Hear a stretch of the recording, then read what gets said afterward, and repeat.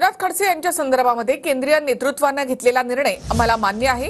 खडसेंबाबतच्या राज्यपाल पदासंदर्भातील प्रश्नावर देवेंद्र फडणवीसांनी ही प्रतिक्रिया दिली। गणेशोत्सवानंतर नेतृत्वाशी चर्चा करून योग्य निर्णय घेणार असं फडणवीसांनी म्हटले। जे तावडे, रक्षाताई खडसे, मी असं आम्ही नड्डाजींना भेटल्यानंतर नड्डाजींनी माझ्या गळ्यामध्ये मफलर घालून तुमचा प्रवेश झाला असं मला सांगितलं, परंतु त्या प्रवेशाला राज्यातील काही नेत्यांकडून विरोध झाला। माझी काही इच्छा नव्हती, परंतु वरिष्ठांकडून तशा सूचना आल्या भाजपच्या आणि म्हणून भाजप प्रवेशाचा विचार केला। या संदर्भामध्ये विरोध होण्याची शक्यता जी आहे ते गिरीश महाजन किंवा देवेंद्र फडणवीस या दोघांच्या नेत्यांकडून होऊ शकते।